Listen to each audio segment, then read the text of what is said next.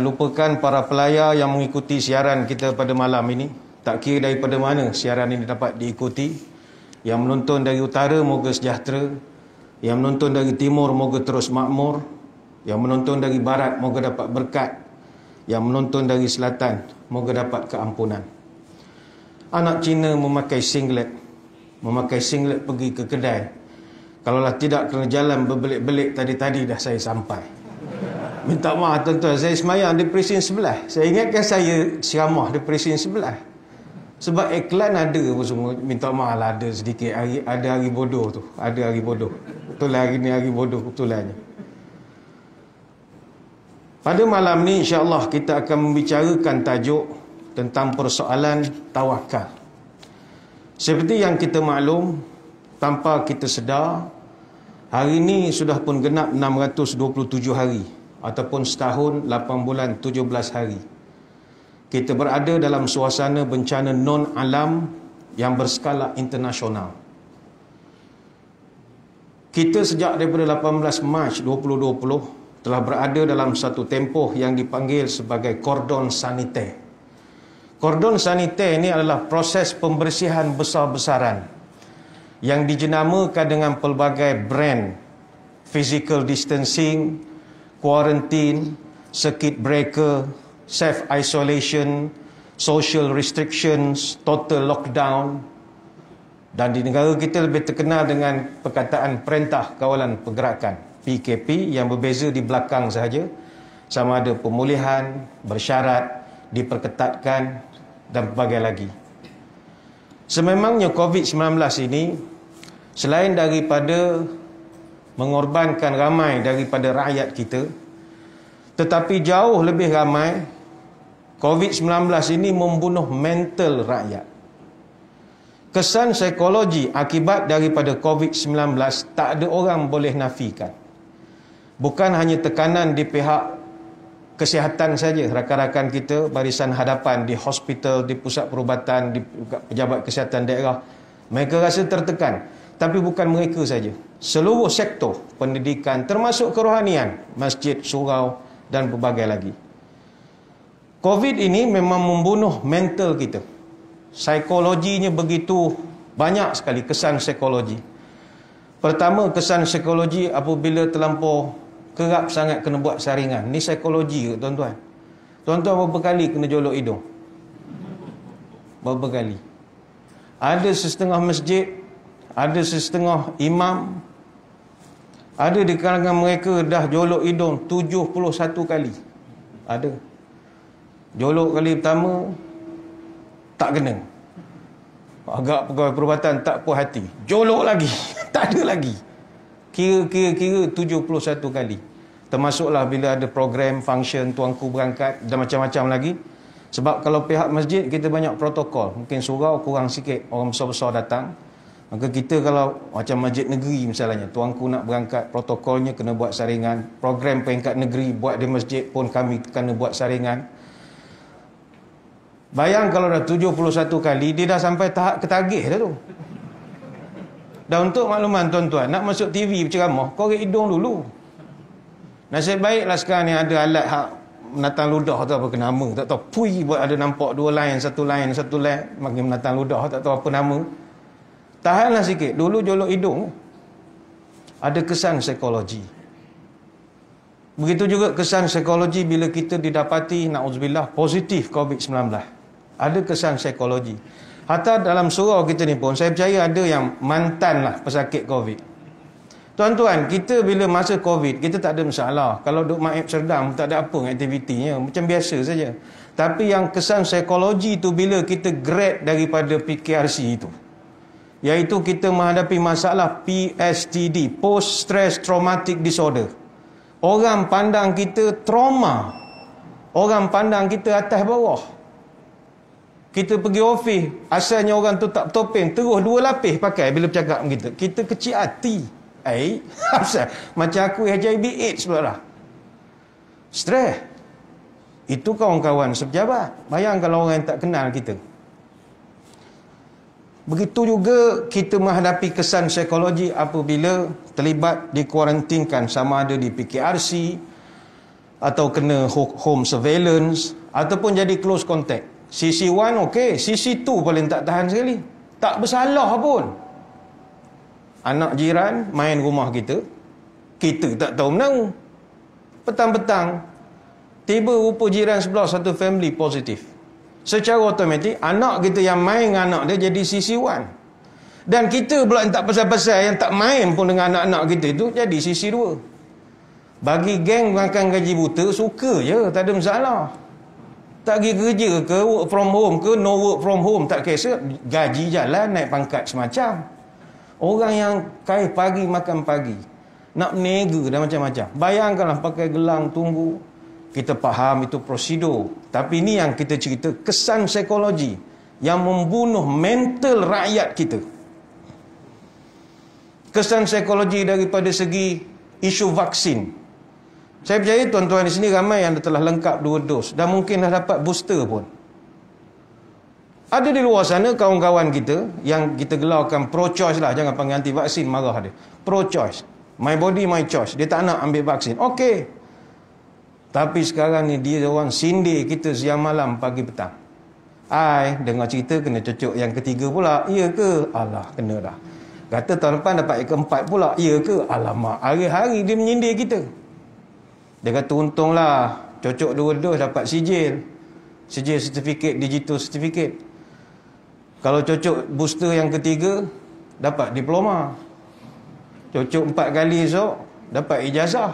6 kali cocok PhD, panggil doktor lah lepas. Dia punya sindir tahap mawak punya, tak boleh nak jawabnya. Dulu banyak juga kita baca orang yang tak boleh, yang tak ada 2 dos ni tak boleh ke sana kemari. Saya tengok semacam masuk hotel, bercuti, duduk makan kedai mamak serupa, tak tahu mana dapat CJ gitu pun tak tahu.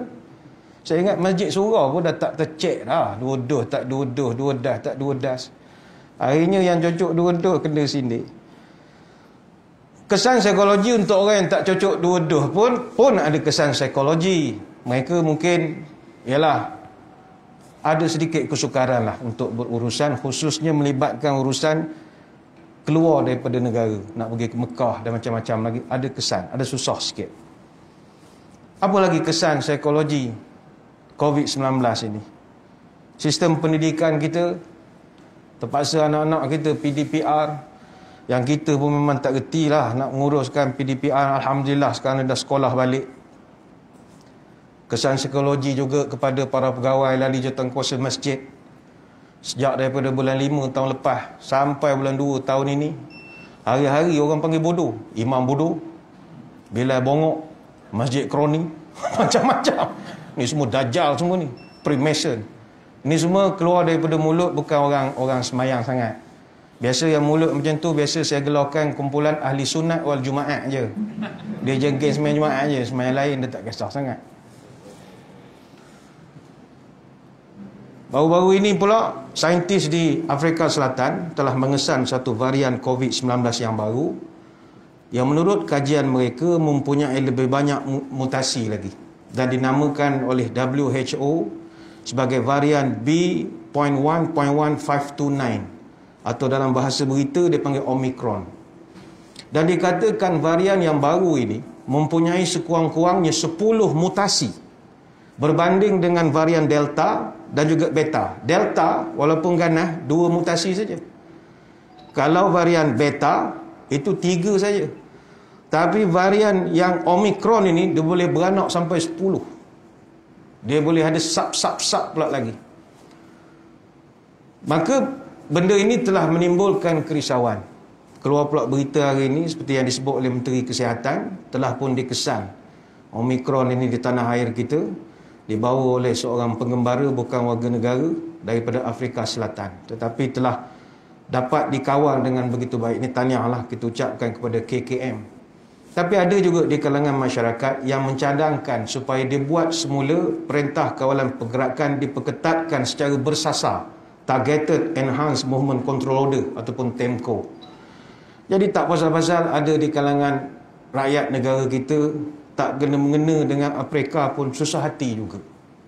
Susah hati, dia termenung, dia memikirkan. Padahal dia pergi Afrika Selatan pun tidak. Berkawan dengan orang Pereka pun tidak. Keluar ke janda baik pun tidak. Pergi Genting Highland pun tidak. Makan di kedai pun tidak. Tapi susah hati tak karuan. Nampak orang Afrika semua lari.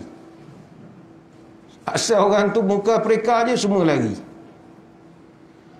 Sementara kita menantikan dan kita menghormati penilaian risiko dan city value. City value ni cycle threshold value ataupun nilai kitaran ambang. Sekarang ni rakan-rakan kita di KKM dia ada buat penilaian. Pihak kesihatan daerah pun ada buat kajian. Kita menjangkakan akan ada beberapa kes hasil saringan ke atas area-area ini. Tapi kita menyeru kepada seluruh masyarakat sesuai dengan tajuk kita malam ni. Kita hendaklah kekal tenang, ikut SOP yang disyorkan, dan sangat mustahak adalah bertawakal kepada Allah. Inilah yang hilang daripada masyarakat di negara kita sekarang. Tawakal dah tak ada lagi. Dia punya tahap ketakutan itu sampai menghilangkan tawakal. Kenapa pakcik tak semayang di masjid? Tak boleh Ustaz, dia Omicron. Pakcik kan dah pakai topeng. Pakcik kan dah ada PPE elok semua dah. Bawa hand sanitizer macam-macam. Jangan main-main Ustaz, dia boleh airborne. Mana tawakalnya? Sebab itu tawakal ni kita akan belajar. Apa itu tawakal? Tawakal ini dia berasal daripada kalimat wakala yakilu. Maknanya kita mewakilkan. Dari kalimat tawakal inilah yang telah membentuk kalimat wakil. Wakil. Dalam bahasa Arab, wakil dimaksudkan sebagai pelindung. Dia beza bahasa Melayu dengan bahasa Arab. Beberapa perkataan, contohnya wakil ini, kalau kita wakil ni on behalf lah, mewakili kita. Tapi dalam bahasa Arab, wakil maknanya pelindung. Contoh dalam Quran surah Al-An'am ayat 102, Allah Ta'ala ada menyebut wa huwa ala kulli syai'in wakil, dan Allah lah atas segala sesuatu menjadi wakil. Adakah Allah menjadi wakil kita? Tidak. Dalam ayat yang lain wa kafa billahi wakila, dan cukuplah Allah sebagai wakil. Bukannya jadi wakil kepada kita, tapi jadi pelindung kepada kita. Maka kita boleh simpulkan, menjadikan Allah sebagai wakil bererti kita menyerahkan segalanya, iaitu persoalan tentang pandemik, wabak dan macam-macam ni, segala persoalan hanya kepada Allah. Sebab itulah orang Islam, bila dia nak melakukan sesuatu kerja, semuanya dia mulakan dengan Bismillah. Apa makna Bismillah? Dengan nama Allah, bersama nama Allah, dia gantungkan pekerjaan itu kepada Allah. Tapi macam mana bila bab begini dia boleh jadi tak gantung dengan Allah? Takut dia. Bismillah. Berapa banyak Allah dah lindung kita daripada musibah. Banyak. Tuan-tuan ingat makan-makan nasi, makan durian, minum teh tarik tu tak ada kolesterol, kalori macam-macam. Macam-macam ada. Tapi kenapa alhamdulillah tak ada sakit, Allah pelihara, tak ada angin, boleh tidur, tak ada masalah. Kita bismillah dengan nama Allah. Aku bertawakal kepada Allah. Sebab itu Nabi Ibrahim alaihissalam, ketika dia dibakar di dalam api, apakah yang menjadi penyelamat kepada dia? Tawakal dia kepada Allah. Ketika Siti Hajar ditinggalkan di padang pasir, apakah yang menjadi kekuatan kepada Siti Hajar walaupun hanya berdua dengan anaknya Ismail? Tawakal kepada Allah. Maryam ketika ditinggalkan di biara seorang diri, tapi bagaimana dia boleh survive, boleh hidup, ada makan yang dihantarkan kepada dia. Apa sebab? Tawakal. Orang tawakal tak pernah gagal. Hanya orang yang tak confident saja dengan mewakilkan sesuatu kepada Allah, dia akan mengalami kegagalan. Sebab itulah para ulama mengatakan, orang yang betul-betul tawakal kepada Allah, Allah berjanji orang ni masuk surga tanpa hisab. Dalam satu hadis, Nabi pernah menyebut, wa'adani Rabbi Azza wa Jalla ayudkhilal jannata min ummati sab'ina alfa bighairi hisabin wala azabin ma'a kulli alfi sab'una alfa. Allah telah berjanji, aku boleh bawa 70,000 daripada umatku masuk surga tanpa hisab, tanpa seksaan, tanpa pemeriksaan. Setiap 1,000 daripada jumlah itu boleh bawa 70,000 orang lagi. Hadis riwayat Imam Ahmad. Syekh Syu'ain Al-Arnud mengatakan hadis ini sahih dan sanad hadis ini hasan. Siapakah golongan yang dimaksudkan itu? Dalam hadis yang lain Nabi menyebut orang yang hidupnya sangat bertawakal kepada Allah. Ayo tawakal. Omnikron ke Omron Bamda ke, datang, tak ada masalah. Kita tidak jemput dia datang. Tapi tawakal kita pada Allah mesti mengatasi. Tuan-tuan masuk dalam surau ini, tawakal pada Allah. Tetapi bukan tawakal bodoh begitu saja. Kerana orang yang tawakal, Allah suruh dia berusaha dulu. Jangan meninggalkan usaha. Kita mesti terus amalkan norma dan juga kelaziman-kelaziman baru dalam kehidupan seharian kita. Dan kena tetap juga mematuhi SOP yang telah ditetapkan oleh pihak kerajaan. Terus amalkan penjarakan yang selamat, physical distancing. Jaga kebersihan diri, terutamanya kebersihan tangan. Elakkan kawasan yang terlampau bersesak-sesak. Dan elakkan terlampau dekat kalau tak ada sebab. Kita usaha untuk mengawal gelombang ini dengan melandaikan keboleh jangkitan. Itu usaha kita. Dengan izin yang maha kuasa, kita akan menang, tak ada masalah. Syaratnya mesti usaha tawakal. Tak boleh tawakal bodoh saja. Tak boleh, kena ada usaha juga. Ada satu riwayat daripada Imam Ibn Hibban dan juga Imam Al-Hakim. Satu hadis daripada Ja'far bin Amr bin Umayyah daripada ayahnya radhiyallahu anhu. Qala rajulun lin Nabi sallallahu alaihi wasallam ursilu naqati wa atawakkul. Qala iqilha wa tawakkal. Datang satu orang lelaki tanya kepada Nabi, "Ya Rasul, aku ada seekor unta. Bila aku pergi ke kedai ke mana-mana, aku lepas je unta aku tu, aku tawakal pada Allah.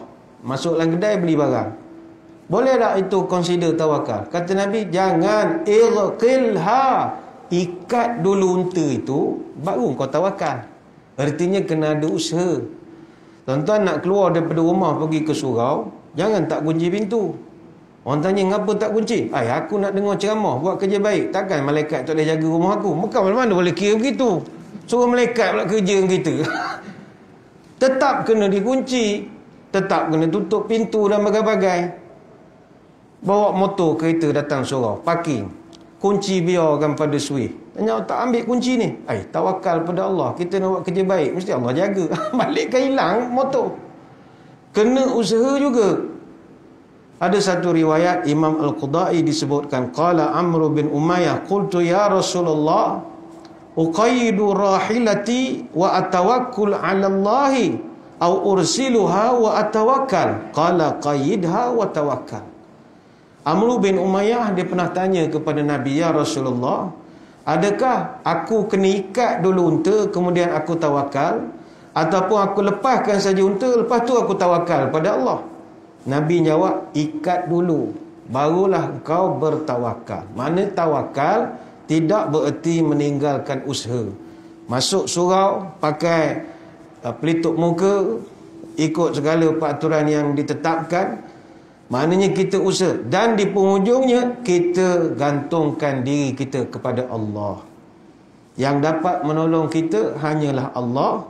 Sebab itulah kita ikrarkan di dalam semayang kita, iyyaka na'budu wa iyyaka nasta'in. Hanya kepadamu aku beribadat dan hanya kepadamu aku minta pertolongan. Surah Al-Fatihah ayat yang kelima. Dan kalimat ini adalah makna daripada doa yang sering kita amalkan dalam akhir solat kita. Allahumma a'inni ala zikrika wa syukrika wa husni ibadatik. Ya Allah, tolonglah aku supaya dapat sentiasa berzikir kepadamu, bersyukur kepadamu dan beribadat kepadamu. Hadis riwayat Abu Daud. Sebab kita takkan dapat mengelakkan keburukan. Bahkan kita tak dapat melakukan kebaikan kalau tidak ada izin daripada Allah. Itu sebablah bila azan, kita break untuk azan. Kita break untuk azan. Nanti kan bunyi, kita break sekejap. Kita break sekejap untuk azan. Masa azan, kita dituntut oleh agama untuk menjawab mengikut apa yang dibacakan oleh muazzin. Allahu Akbar, Allahu Akbar. Kita baca Allahu Akbar, Allahu Akbar. Asyhadu la ilaha, kita baca asyhadu la ilaha illallah. Tapi bila sampai hayya 'alas solah, apa jawapan kita? La haula wala quwwata illa billah. Tawakal kita pada Allah. Tidak ada daya, tak ada upaya melainkan dengan izin Allah.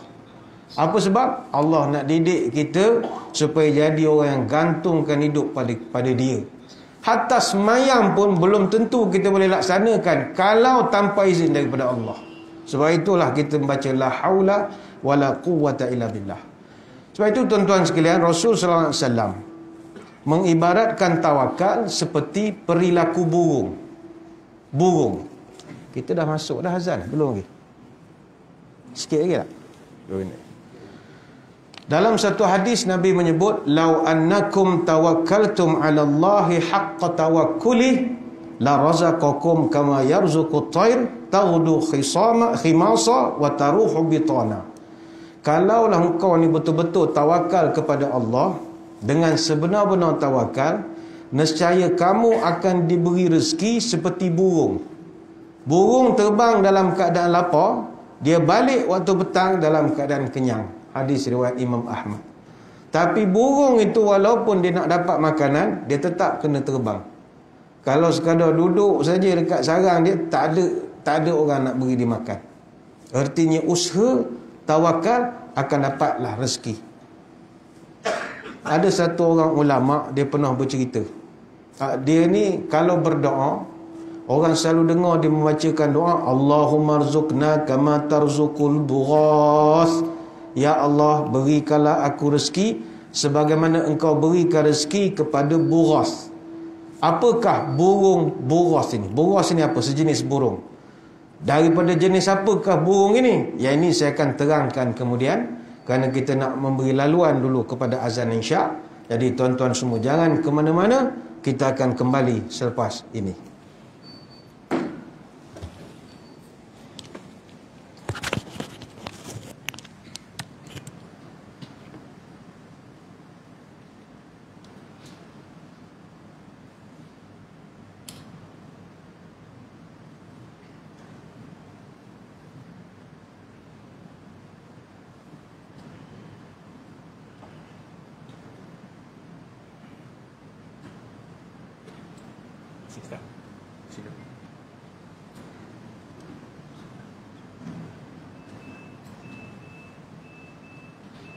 Allahu Akbar, Allahu Akbar.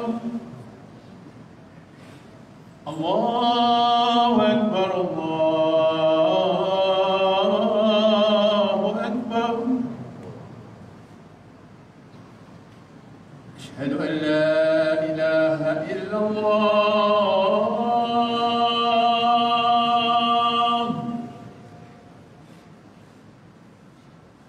Asyhadu an la ilaha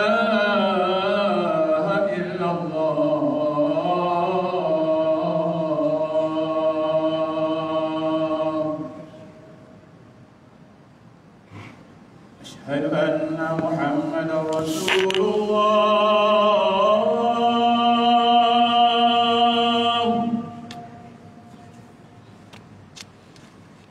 أشهد أن محمدا رسول الله.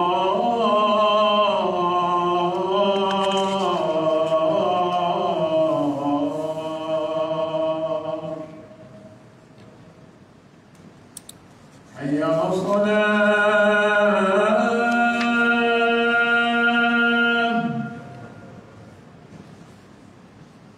حي على الصلاة.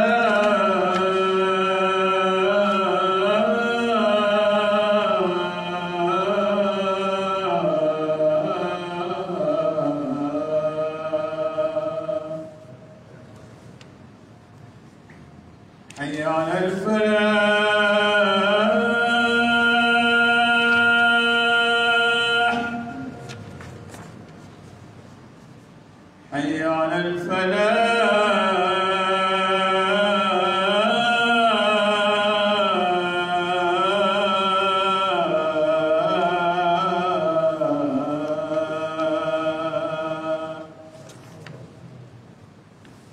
Allahu Akbar, Allahu Akbar. La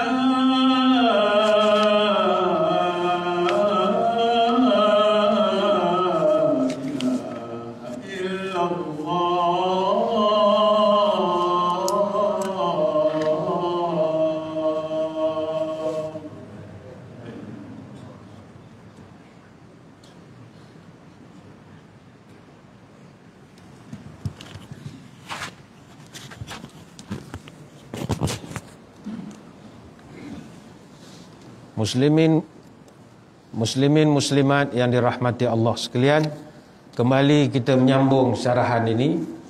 Mohon izin daripada para jemaah untuk menganjakkan sikit pelaksanaan solat Isyak lewat sedikit, sebab kalau ikutkan peraturan kena berhenti bila azan, tapi dengan izin daripada jemaah kita boleh menganjakkan.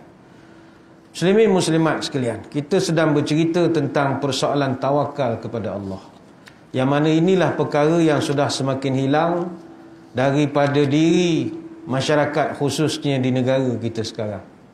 Mereka dah berusaha yang terbaik, tapi disebabkan mereka belum ada tawakal, maka ketakutan menyelubungi kehidupan mereka. Tawakal ini bukan benda yang senang. Sebab itu ada satu orang ulama, saya cerita tadi, dia berdoa kepada Allah, Allahumma rzuqna kama tarzuqul bughas. Ya Allah, berikanlah aku rezeki seperti engkau beri kepada bughas. Bughas ini adalah nama kepada anak burung gagak. Burung gagak, gagak bahasa Arab panggil ghuram. Kalau anak gagak dia panggil bughas. Kenapa ulama ini berdoa supaya jadi dapat rezeki seperti bughas? Ada satu kisah yang agak ajaib. Rupa-rupanya gagak bila dia melahirkan anak dia warna putih, bukannya hitam. Sedangkan mak dia hitam, tapi anak dia putih, sebab bulu masih belum keluar lagi. Jadi disebabkan gagak ni tak sekolah, dia tak rasa itu anak dia. Jadi dia akan biarkan anaknya itu dia buat tak tahu saja. Bayangkanlah, kesian, baby baru lahir, dia tak terima itu sebagai anak dia, tak ada nak beri makan minum, diintai pada jauh saja. Tapi bagaimana Allah memelihara haiwan-haiwan yang lemah ini. Allah yang maha memberi rezeki, yang menanggung rezeki, sebab Allah yang menciptakan, dia tahu. Allah telah menjadikan kepada anak burung gagak ini ada satu bauan ataupun aroma yang keluar daripada badan anak gagak ini, sehingga bau ini boleh mengundang datangnya serangga ke sarang. Serangga suka dengan bau aroma daripada badan anak gagak. Jadi bermacam-macamlah jenis ulat, serangga berdatangan, silih ganti. Jadi anak gagak ini disebabkan datang serangga-serangga ini, dia pun makan. Dan dia dah makan sampai warna dia berubah, bulu dah tumbuh jadi hitam. Ketika itu barulah mak gagak tahu, ini anak aku. Barulah dia pun jagalah anaknya itu. Inilah kebesaran Allah. Baik itu, kalau kita yakin tawakal kepada Allah, dialah Allah yang menjamin rezeki, yang memberi rezeki, orang itu akan bahagia hidupnya. Allah pun sebut dalam Quran, nahnu qasamna bainahum ma'isyatahum fil hayatid dunya. Akulah yang menentukan kehidupan kau di dunia ini, bukan majikan kau, bukan bos kau, bukan setiausaha bahagian kau, bukan KSU kau. Aku, kata Allah Ta'ala, yang menentukan hidup kau di dunia ini. Surah Az-Zukhruf ayat 32. Baik itu, kalau orang ada tawakal, hidupnya tenang-tenang saja. Tapi kerana kita tak ada tawakal, Nabi SAW ada satu kisah panjang. Hadis ini antara hadis panjang. Kalau dalam kitab-kitab hadis, 3-4 muka surat hadis ini. Hadis tentang tawakal. Kata Abu Hurairah radhiyallahu anhu, satu hari Nabi dia bercerita pada kami. Nabi ni suka bercerita. Kadang lepas subuh Nabi bercerita. Kalau tak ada cerita dia tanya mimpi, dia suka santai-santai. Kata Abu Hurairah, Nabi pernah bercerita annahu zakara rajulan min bani Israel sa'ala ba'da bani Israel an yuslifahu alfa dinarin qala tini bisyuhada'i ushhiduhum faqala kafa billahi syahida qala fa'tini bikafil qala kafa billahi kafilan qala sadaqta. Nabi cerita dululah ada satu orang Bani Israel. Dia jumpa kawan dia Israel juga, Yahudi sama Yahudi lah. Dia pun beritahu kawan dia, bang, aku nak pinjam dengan kau 1000 dinar boleh? 1000 dinar. Kawan dia kata, boleh, tak ada masalah. Tapi i'tini bisyuhada ushhidhum. Boleh pinjam 1000 dinar. Tapi bawalah saksi yang menyaksikan pinjaman ini. Jawab laki-laki, kafa billahi syahidah. Tak payah saksi, biarlah Allah je jadi saksi kita. Kalau tuan-tuan nak bagi pinjam, datang member pinjam 1000, takkan pinjam bodoh gitu ya. Buatlah hitam putih sikit. Tak ada hitam putih, Allah saksi kita. Malaikat kiri kanan, tuan-tuan nak bagi. Tak ada, scam tu. Qala fa'tini bil kafil. Kau boleh tak bawa kau orang yang boleh jamin? Boleh jadi garantor. Pokok engkau tak lari, tak bayar ke? Orang tu jawab, kafa billahi kafilah. Katanya, biar Allah je jadi penjamin. Apa jawab laki-laki ni tadi? Sadaqta. Beres boh. Beres boh. Aku beri engkau 1000 dinar. Kemudian fadafa'a ilaihi ila ajalin musamma. Bila kawan yang A ni bagi pinjam 1000 dinar, yang B ni dah dapat duit, dia kata beginilah bang, saya janji akan bayar balik duit ni. Saya duit gue ni nak guna untuk buat modal berniaga. Nanti cukup tempoh tertentu, kita berjanji nak jumpa di mana, saya akan bayar balik. Kawan yang A kata, berapa lama lagi? Dia kata, bagi saya tempoh setahun. Mana kiraan daripada hari ini genap setahun, abang tunggu kat pelabuhan, saya sampai. Orang yang A yang bagi duit ni kata, beres, tak ada masalah. Genap setahun, aku tunggu kat pelabuhan. Jadi Mamat ni pun pergilah. Dia dapat duit, dia pun pergilah cari perahu, dia pun hantarlah, buat pergilah cari rezeki dia. Dan Alhamdulillah, dia dapatlah berniaga bagus. Dia berniaga di satu tempat baru. Perniagaannya berjalan baik. Dah dekat setahun, dia dah boleh dapat nak pulang balik duit kawan dia yang A ni tadi. Lalu dia pun sampai dah tempoh untuk membayar, dia pergilah tepi laut untuk nak menunggu bot untuk nak naik pergi ke bayar pada kawan dia. Ternyata bot yang dia cari tak ada. Hari tu tak ada bot. Mungkin musim tengkujuh, tak ada orang berani ke laut, jadi tak ada pengangkutan. Ni dia dah berjanji dengan kawan dia ni, hari esok genap setahun nak pulangkan duit ni. Jadi Nabi pun cerita, orang ini pun dia ambil satu kayu balak, fa akhadha khashabatan fa naqaraha fa adkhala fiha alfa dinarin. Dia ambil satu batang balak, dia tebuk lubang, dia masuk 1000 dinar dalam batang balak. Dia tutup balik, dia hanyut tengah laut. Dia kata, ya Allah, aku dah berjanji dengan kawan aku nak bayar duit dia 1000 dinar. Tolong sampaikanlah kayu ni kepada dia. Dia campak. Kalau tuan-tuan nak buat begitu. Ini Nabi cerita tahap tawakal luar biasa ini. Dia boleh campak duit jongkong mas 1000 ketul dalam laut. Ini tawakal. Dia campak, boom. Dia pun biarlah kayu tu hanyut. Kemudian dia berdoa, faqala Allahumma innaka ta'lam anni kuntu tasallabtu fulanan alfa dinarin fasalni kafilan fakultu.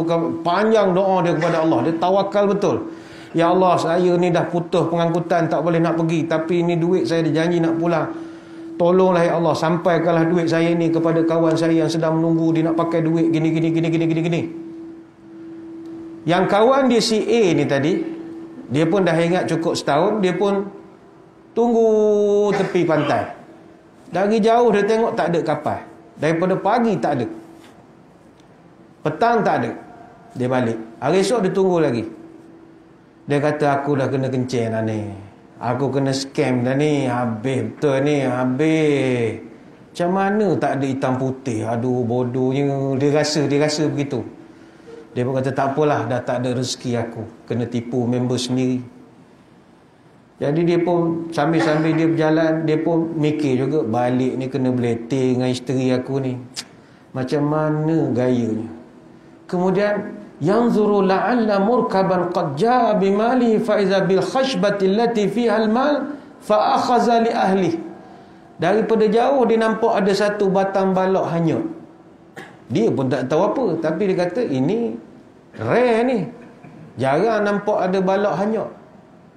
Jadi dia pun ambil. Dia kata ini kayu comel, kalau okey buat perabot lawa, bolehlah mujuk-mujuk isteri. Dah lah 1000 dinar hilang begitu je. Adalah sikit buat gula-gula untuk dia kan, lollipop nak bagi dia tak marah sangat. Dia pun pikul kayu, bawa balik tu dia ketuk-ketuk lah. Ketuk punya ketuk, dia jumpa satu secarik tulisan, ukiran pada kayu itu. Wajadal mal was sahifah. Dia nampak satu tulisan, yang mana tulisan itu menyebut ini adalah duit yang saya pinjam daripada kawan saya begini-gini. Dia kata, la ilaha illallah, macam mana boleh ada benda ini? Dia pun buka, dia dapati rupa-rupanya dalam tu ada 1000 dinar yang dipulangkan balik oleh sahabat dia, genap setahun. Hadis ni panjang, riwayat Imam Bukhari. Apa pelajaran cerita ini yang Nabi bawakan kepada para sahabat? Nabi nak tunjukkan A dengan B dua-dua tawakal tinggi. A, dia boleh tawakal kepada Allah, bagi pinjam orang 1000 jongkong emas tanpa ada hitam putih, hanya gantung dengan penyaksian Allah saja. Yang saya ingat tuan-tuan, tak ada orang sanggup buat begitu. Dan yang si B pun tawakalnya sangat tinggi. Dia boleh campak 1000 dinar dalam laut. Kita nak kirim pakai JNT pun takut. Nak kirim gelang emas, sampai dah gelang aku ni kan anak aku di kolej ni. Macam-macam fikir kita. Tonton budak ni kan, sangka buruk pula tu. Dia budak ni kan ciluk pakai metal detector kan habis. Banyak sangat tengok cerita orang putih dah macam-macam berangan. Orang zaman Bani Israel campak 1000 dinar, tawakal pada Allah. Tapi ni bukan nak suruh tuan-tuan tawakal bodoh cara begitu, tak boleh. Nabi bawa cerita itu nak menunjukkan bahawa pergantungan pada Allah kalau betul-betul dibuat, jadi. Sebab itulah muslimin muslimat sekalian, marilah kita gantung hidup kita dengan Allah. Baik, itu ada satu hadis daripada Tirmizi dan Imam Ahmad bin Hanbal. Hadis ni dapat daripada Abdullah ibn Abbas radhiyallahu anhu. Abdullah bin Abbas, Ibnu Abbas, dia pernah bercerita. Dia kongsi satu cerita. Kuntu khalfan Nabi sallallahu alaihi wasallam yauman. Aku pernah berjalan dengan Nabi satu hari. Aku duduk belakang Nabi. Faqala ya gulam. Nabi panggil aku, budak, mai sini. Ibn Abbas ni muda. Masa Nabi wafat dia baru tingkatan 3. Muda lagi dia. Ya gulam, inni u'allimuka kalimat. Budak kecil, aku nak ajar kau pagi ni ada beberapa nasihat. Kau kena pegang nasihat ini. Boleh ya Rasulullah, saya suka. Kata Nabi, number 1, ihfazillah yahfazka. Yang kedua, ihfazillah tajidhu tujahaka. Yang ketiga, iza sa'alta fas'alillah. Yang keempat, wa iza sta'anta fasta'in billah. Yang kelima, wa'lam annal ummata law ijtama'at ala an yanfa'uka bi syai'in lam yanfa'uka illa bi syai'in qad katabahu Allahu laka. Yang keenam, wa in ijtama'u ala an yadurruka bi syai'in lam yadurruka illa bi syai'in qad katabahu Allahu 'alaika. Dan yang ketujuh, kata Nabi, rufi'atil aqlam wa jaffatis suhuf. Nasihat ini walaupun diberikan kepada Ibnu Abbas, tapi wajar nasihat ini juga dijadikan pegangan kepada kita. khususnya suasana pandemik ini. Pertama, Nabi beritahu kepada Ibn Abbas, ihfazillah yahfazka. Engkau jaga Allah, Allah akan jaga kamu. Tuan-tuan, inilah kalimat yang tak ada wujud lagi dalam kamus masyarakat di Malaysia sekarang. Jagalah Allah, Allah akan jaga kamu.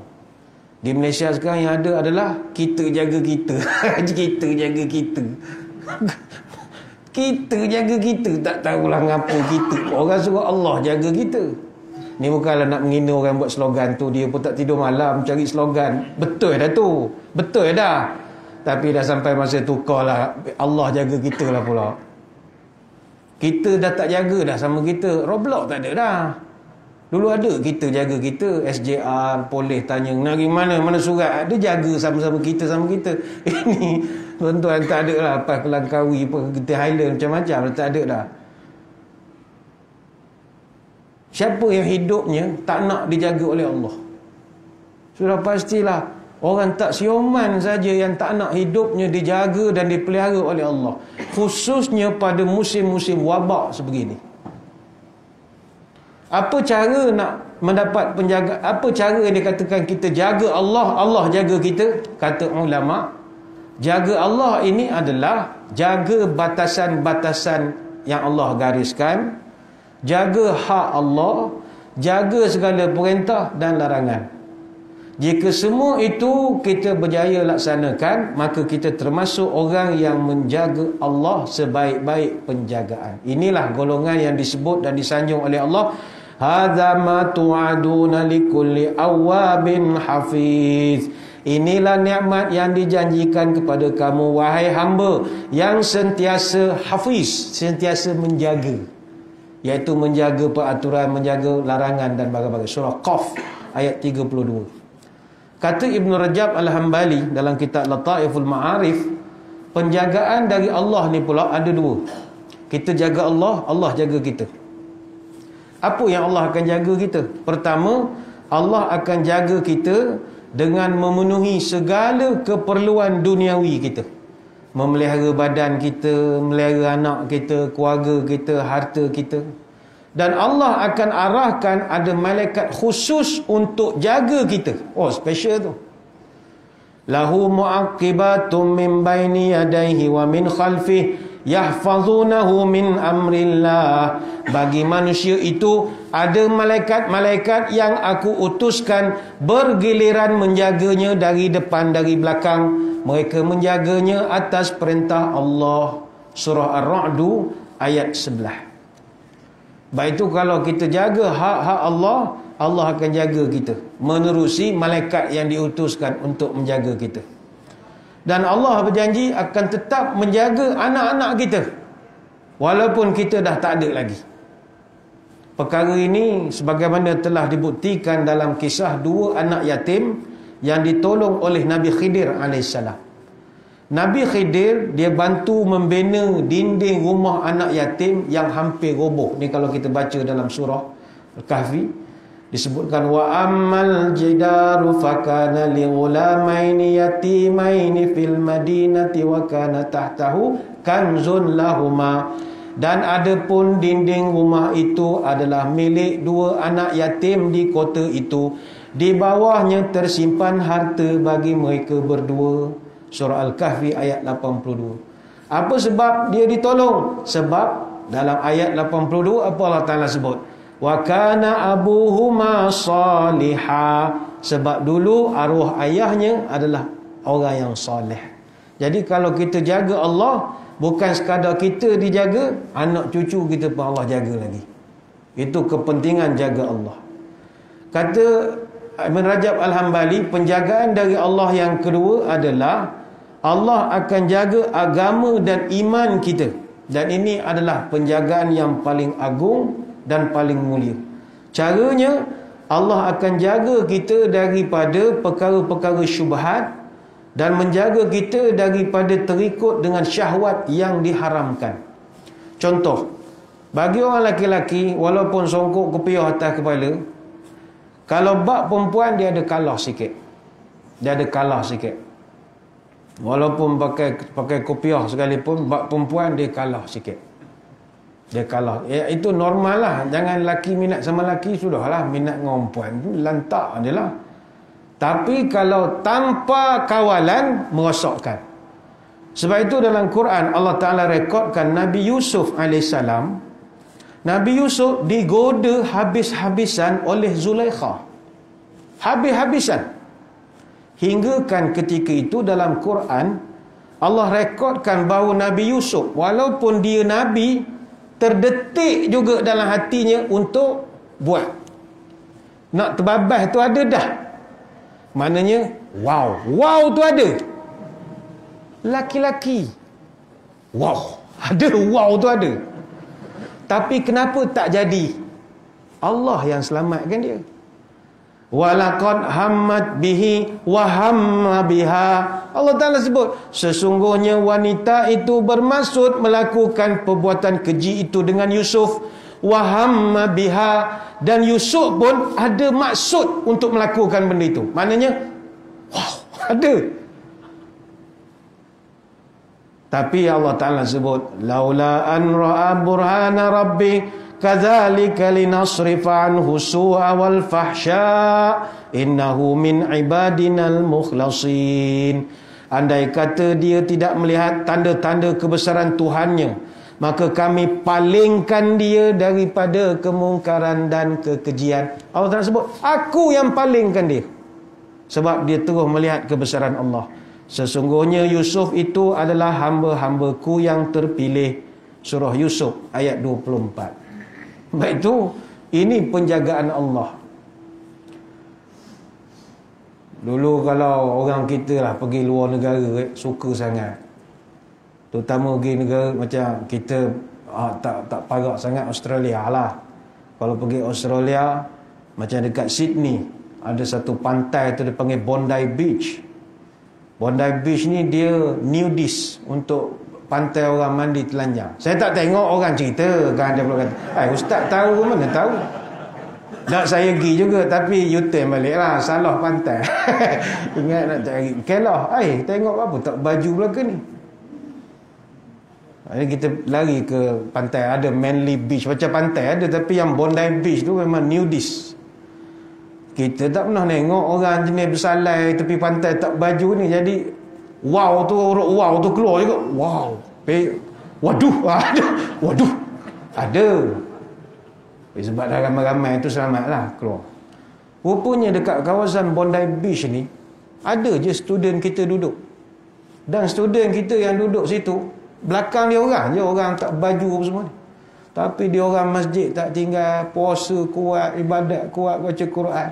Jadi bila makan-makan, macam mana awak jadi tak tergoda ke benda-benda gini? Dia mungkin dah kalih ke, tapi saya melihat ini Allah pelihara mereka. Kita tak pernah tengok tu, wow, dia dah tak ada urut dah. Malah wow, tak ada ber, tak ada ya, tak ada apa, tak ada. Dia dah kalih. Kata orang Pertama Timur, dia dah tak selok dah menengok benda gitu. Allah pelihara. Dan kita doa moga Allah pelihara seluruh pelajar-pelajar kita di luar negara lah daripada benda gitu. Ini yang dimaksud pemeliharaan Allah. Hak-hak Allah yang kita nak jaga ni, kata para ulama, nombor satu, jaga semayang. Mesti tepat pada waktunya. Segala ibadat mesti buat pada masa je. Hatta berbuka pun jangan lewat sampai lebih daripada maghrib. Artinya ada peraturan-peraturannya. Kemudian yang kedua, kata ulama, mesti jaga mulut daripada menipu, mencarut, mengadu domba, mengumpat, ni semua jaga. Adminu li sittan min anfusikum admanu lakumul jannah. Engkau buat 6 perkara, kata Nabi, aku gerento, aku jadi gerento, aku garanti engkau masuk surga. Nabi jamin. Admanu li sittan min anfusikum admanu lakumul jannah. Kau buat 6 perkara, aku jamin kau masuk surga. Pertama, kata Nabi, asdiku idza hadastum.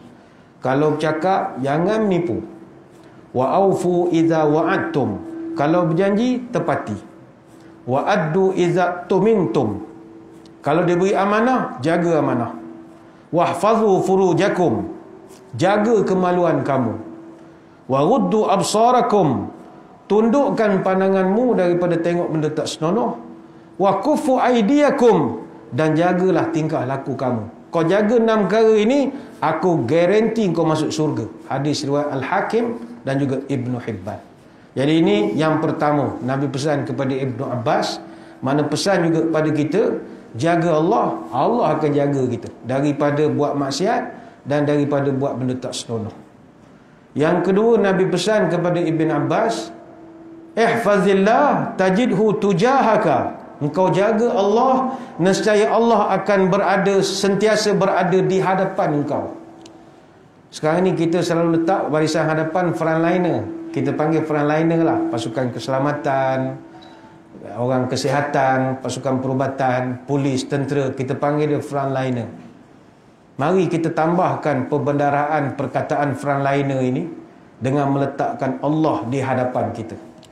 Ihfazillah tajidhu tujahaka, kata Nabi. Kau jaga Allah, Allah akan duduk frontline. Dia akan jaga engkau. Dalam syarah Al-Arba'in An-Nawawiyah dicatatkan, maksud hadis ini, jika engkau jaga Allah, maka Allah akan sentiasa duduk di depan untuk membimbingmu daripada menuju ke jalan-jalan kebaikan. Itu nasihat yang kedua. Nasihat yang ketiga yang Nabi berikan kepada Ibnu Abbas, wa izasta'anta fasta'in billah. Kalau engkau nak minta sesuatu, minta kepada Allah. Jangan minta kepada manusia dulu, minta kepada Tuhan. Orang yang gantungkan hidup dengan makhluk, dia kena bersedia untuk kecewa. Tuan-tuan gantungkan hidup tuan-tuan dengan menteri, orang politik yang berhormat, pegawai tinggi kerajaan, ketua polis. Tuan-tuan kena bersedia untuk kecewa. Sebab itu semua tak ada yang kekal. Tidak ada manusia yang kekal. Kalaupun jawatan dia sampai dia mangkat, dia kekal jawatan, tapi kesihatannya tidak kekal. Yang kekal hanyalah Allah yang serba maha.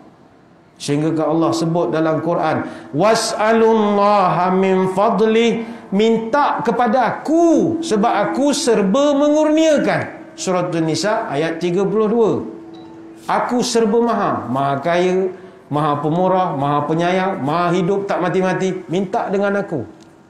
Allah Ta'ala tidur pun tak pernah. Tuan-tuan kalau baik dengan menteri, menteri ada waktu tidur dia. Tuan-tuan pergi rumah dia 3 pagi, terajang bodyguard. Dengan Tuhan, pukul 3 lagi syok minta. Pukul 3 pagi, 2 pagi, Tuhan lagi suka. Sebab masa itu masa orang bermanja dengan dia. Sebab itu kalau nak berjaya, kata orang bijak pandai, kena ada duit. Apa makna duit? DUIT. Doa, usaha, ikhtiar, tawakal. Pergantungan kepada Allah kena ada. Sebab itu nombor 1 sekali adalah doa. Allah sangat murka kepada orang yang tak nak minta kepada dia.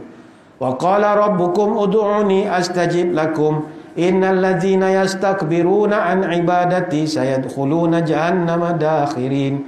Minta kepada aku mesti kabulkan. Hanya orang yang sombong saja tidak mahu minta pada aku, dan aku akan campakkan mereka dalam neraka Jahannam. Surah Mu'minun ayat 60. Ada satu syair Arab pernah menyebut, la tas'alanna bani Adam hajah wasalil ladzi abwabuhu la yuhjab. Jangan engkau suka minta sesuatu dengan hamba, tapi mintalah kepada pemilik pintu yang pintunya sentiasa terbuka. Allahu yaghdabu in tarakta su'alahu wa bani Adam hina yus'alu yaghdabu. Sesungguhnya Allah murka kalau kamu tidak minta kepadanya. Adapun anak Adam murka kalau muka yang sama je asyik minta kepada kamu, pada dia. Itu beza. Kita manusia, kalau muka yang sama minta, kita pun menyampah juga dengan muka yang sama. Baik itu dulu Masjid Surau banyak buat gobok rezeki. Ni tak berapa nampak dah gobok rezeki. Apa sebab? Menyampah. Muka yang sama je ambil. Ambil kita tak masalah, bukan duit kita. Tapi dah datang, bawa 4x4 ambil. Siap pakai ribah lagi. Turun ambil minyak, ambil tu jual goreng pisang. Ni berlaku, bukanlah dari sini. Lama-lama kita pun menyampah, tak jadi buat gobok rezeki. Manusia dia ada perasaan. Ada masa marah. Tapi Allah Ta'ala tak ada. Dia marah pula kalau tak minta. Jadi wa iza sta'anta fasta'in billah. Apa juga yang kau nak, minta dulu dengan Tuhan, baru kau minta dengan orang. Itu yang ketiga. Yang keempat, wa iza sta'anta fasta'in billah. Kalau kau minta pertolongan, mintalah pertolongan dengan Allah. Kemudian disebut lagi, wa'lam annal ummah law ijtama'at ala an yanfa'uka bi syai'in lam yanfa'uka illa bi syai'in qad katabahu Allahu laka. Kalau seluruh dunia bersatu untuk memberi keuntungan pada engkau, maka kau tak akan dapat apa-apa kalau Allah tidak izinkan. Kita cadang nak buat bisnes macam-macam, dah ada business plan bagus, apa nak buat gini, confident mesti boleh jual, macam-macam lah. Tapi kalau Allah tidak beri keizinan, tak akan berlaku. Semuanya dengan izin Allah. Nabi nak mengajar kita beriman kepada takdir, tawakal kepada Allah.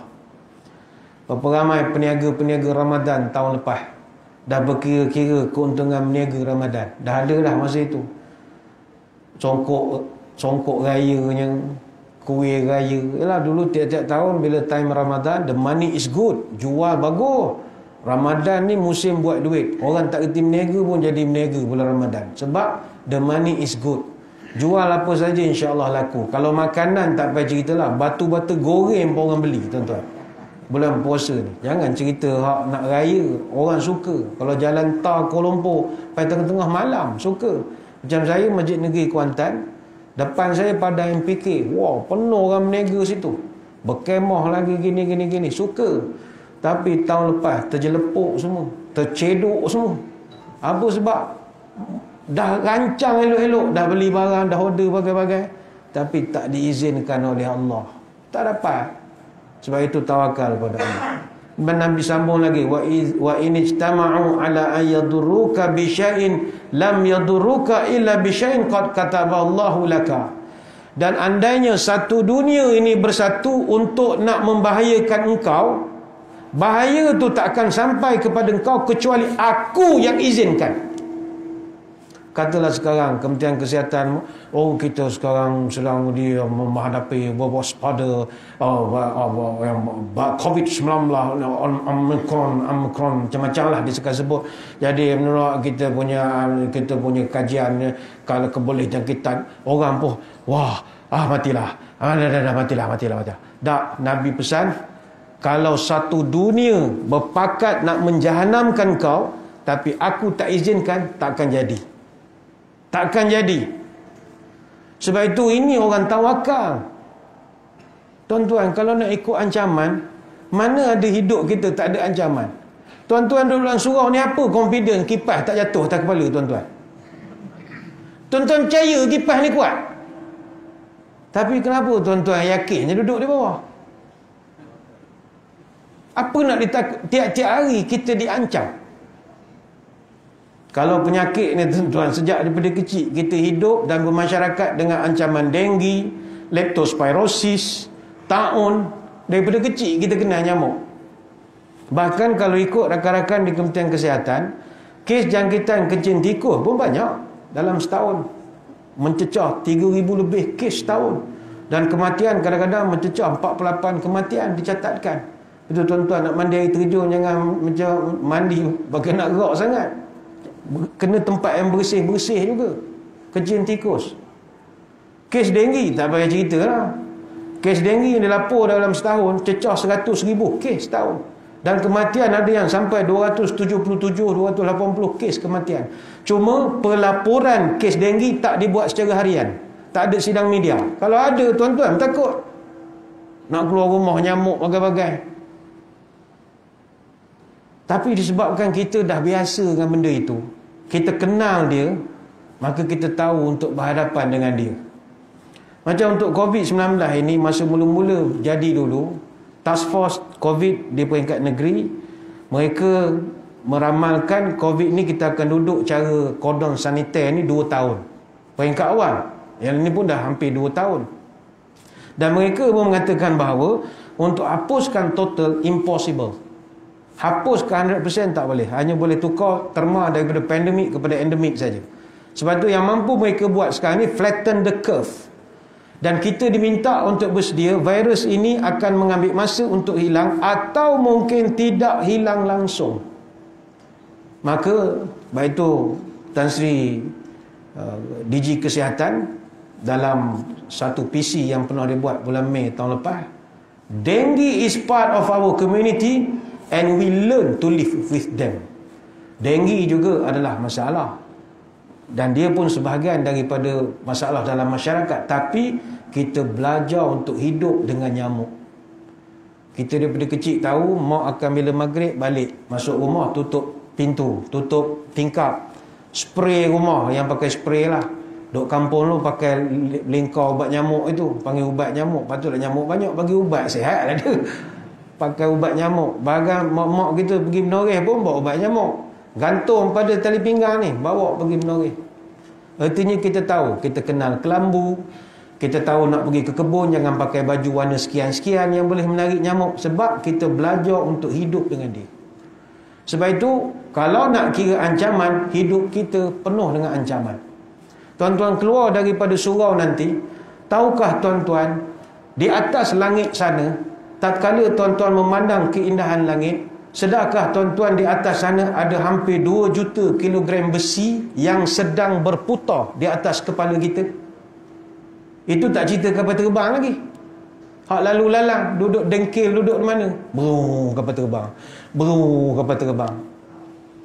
Satelit yang sedang mengorbit sekarang ini ada 4,256 satelit sedang mengorbit. Dan ada 1,419 aktif beroperasi.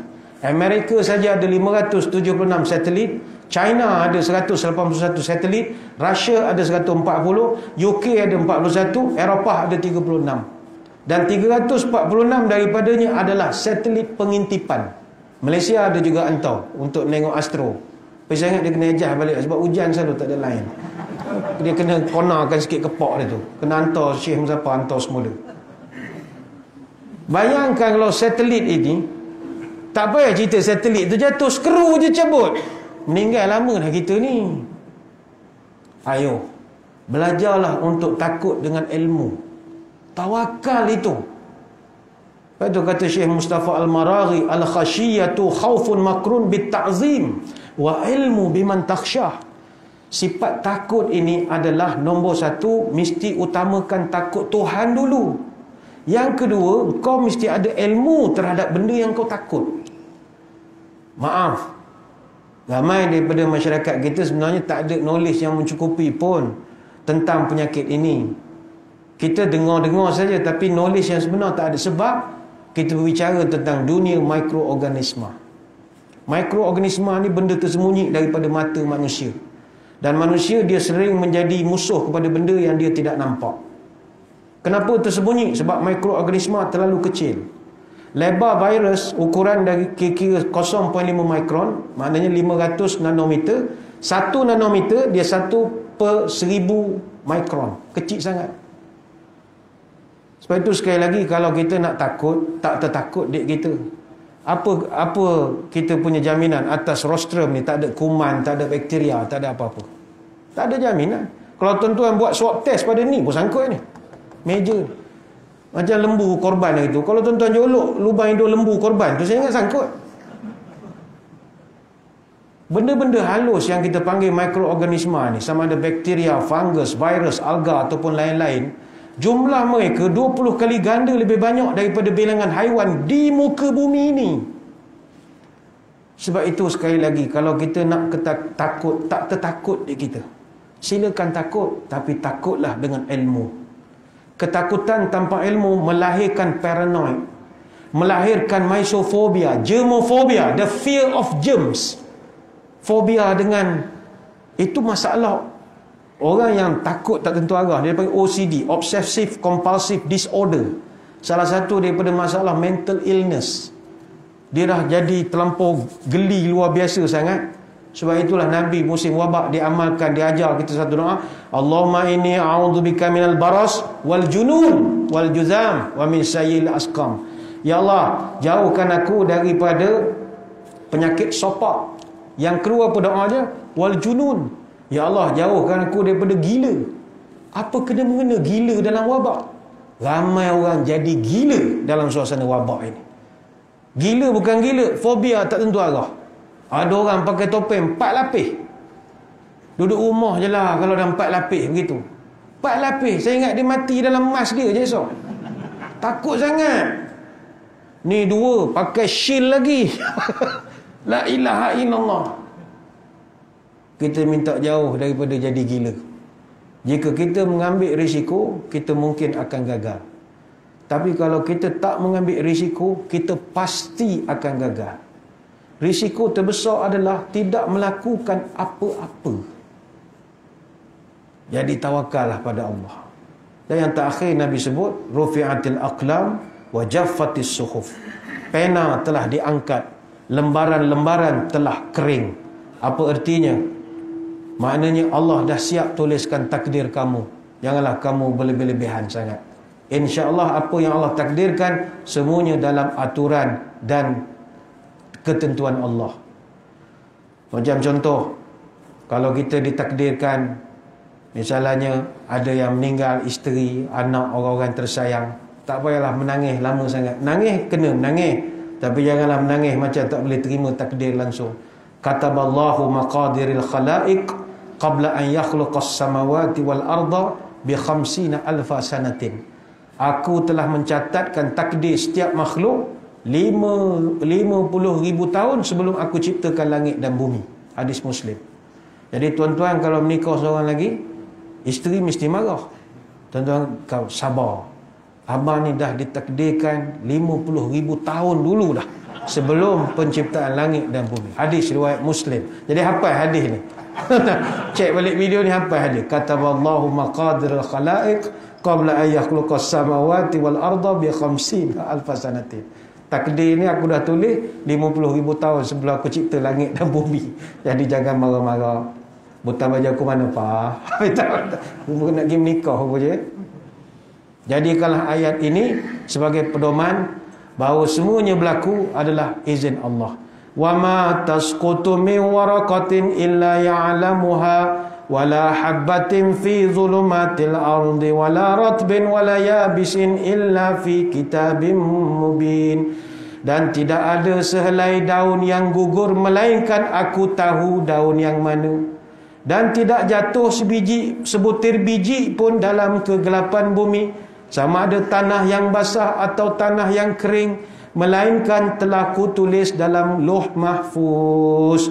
Surah Al-An'am ayat 59. Kalau daun selai yang gugur pun Allah tahu daun mana, daun tu nama apa, maka susah sangat ke Allah nak menentukan takdir kita. Maka kalau ke situ cara berfikir, itulah berfikir orang yang tawakal. Sebenarnya banyak nak diterangkan, tapi masa kita tak begitu mengizinkan. Moga-moga apa yang kita ceritakan pada malam ini memberi semangat pada kita untuk meneruskan kehidupan. Tetapi ingat, tawakal bukanlah membuang usaha. Usaha yang terbaik. We do the best, let God do the rest. Buat yang terbaik, selebihnya serahkan kepada Allah. Janganlah jadi takut tak tentu arah, sebab kita sudah pilih yang terbaik. Sekadar itu, sekali lagi saya mengucapkan ribuan terima kasih di atas undangan. Mohon maaf sebarang kekurangan. Mudah-mudahan kita bertemu pada lain-lain kesempatan. Sekali lagi kepada rakan-rakan dari Surau Ar-Raudah Apartmen Presin 16 Putrajaya, dan daripada rakan-rakan daripada geng Surau Putrajaya, kami mengucapkan terima kasih di atas kehadiran muslimin muslimat sekalian. Sebelum berpisah, marilah kita menadah tangan berdoa. Moga pertemuan ini diberkati oleh Ilahi. A'udzubillahi minasyaitonir rajim. Bismillahirrahmanirrahim.